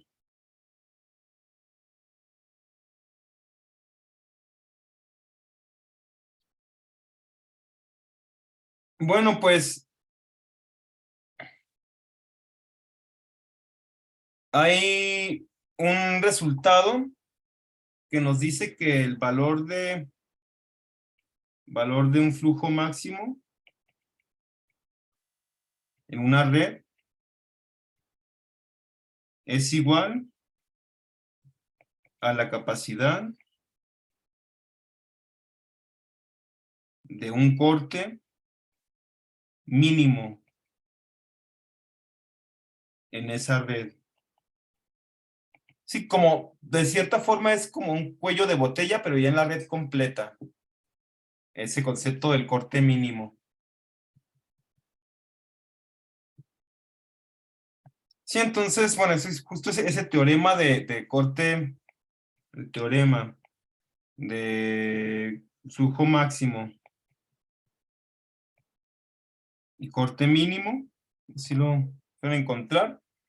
Lo que dice es lo siguiente, ¿no? Que si tenemos que en una red de flujos F es un flujo máximo,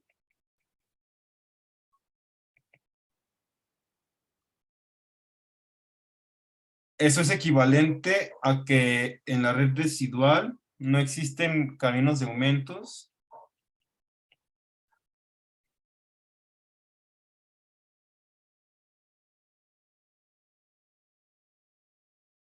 Y si esto ocurre, entonces el tamaño de ese flujo es igual a la capacidad de un corte en G.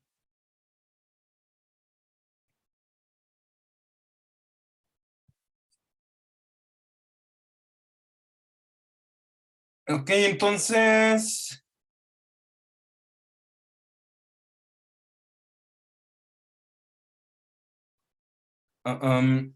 entonces, aquí lo que podemos notar, por ejemplo, es que aquí nuestro flujo máximo fue de 20, ¿no? Notemos que aquí hay un par de conjuntos de corte de capacidad 20. En particular, este de aquí separa a ese del componente que tiene T y tiene capacidad 20, y este de acá también, ¿no? Entonces el flujo fue igual a la capacidad máxima de esos cortes, que fue de 20. Ok. Esto sería como introducción a grandes rasgos de el algoritmo Ford-Fulkerson y redes de flujos. Dicen, hasta acá se entiende más o menos la idea, y les digo, van a volver a ver, lo van a ver en clase, lo van a ver con una explicación más larga, pero la idea aquí es al menos tener una noción, y pues ya vimos una pequeña ejecución. Me faltó detenerme en el camino un poco más tal vez, así que no sé si hay alguna duda sobre esto.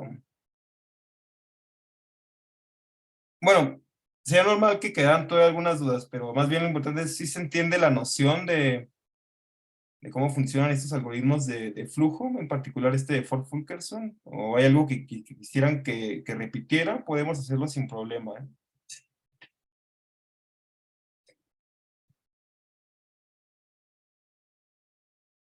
A mí sí me ayuda, gracias. Pero creo que más bien hay que checarlo como con calma. Entonces, de momento no se me ocurre como nada, porque como que todo se ve bien hasta que uno lo empieza a usar, ¿no? Y ya se complica luego. Ok, perfecto. Entonces, solo para terminar, entonces, aquí la idea es de qué trata el problema 7. Pues en el problema 7 nos van a dar una red de flujos que ya está calculada, ya llegamos al paso final como este, ¿no? Es donde podemos decir que la red ya está saturada. ¿Por qué? Porque los cortes mínimos ya están pasando el flujo igual a su capacidad, ¿no? Como en este. Ese es el setting, ese es como inicia el problema 6, perdón. Que tenemos un flujo óptimo, es decir, ya está calculado este flujo. Y ya que tenemos este flujo calculado, va a pasar algo que se va a aumentar la capacidad de una sola arista. Entonces, supongamos que a nosotros nos dan ya esta red y de repente alguien ya me dice, ¿sabes qué? De repente la capacidad de esta arista de acá ya no es 10, ahora va a ser de 11. Y tendríamos que recalcular el flujo.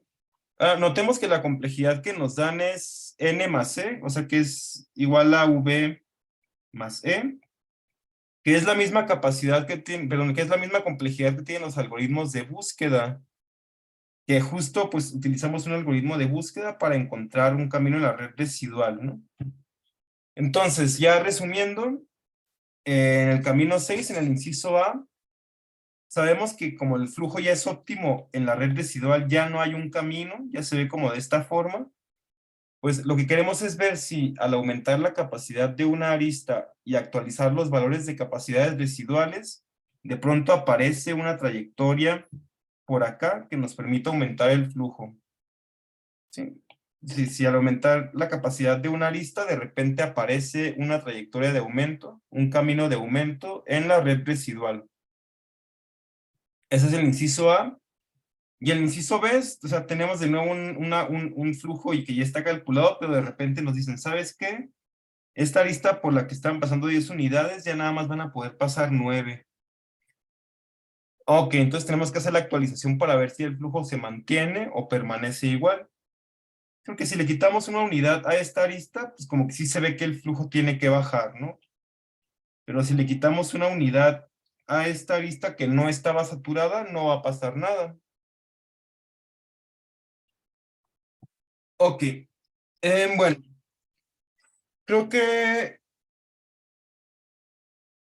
entonces hasta acá está bien. No sé qué les parece si nos vemos como el miércoles para vernos una vez a mitad de semana y luego ya vernos el próximo sábado. Por mí está bien el miércoles. Sí, por mí también. Gracias. Sí, ¿A qué hora sería el miércoles? ¿En la noche o en la Ok, mañana? pues según las votaciones que bueno que puse otro día, como que las personas pueden, como que entre más tarde mejor, entonces creo que a las 7 de la noche parece ser la hora en la que les queda mejor a la mayoría. Sí, a las 7 está perfecto. Ok, perfecto. Gracias, Nestali. Vale, entonces saben, si me van mandando dudas que les vayan saliendo, pues me ayudan a preparar con la ayudantía. Entonces, bueno, que les vaya muy bien y nos estamos viendo.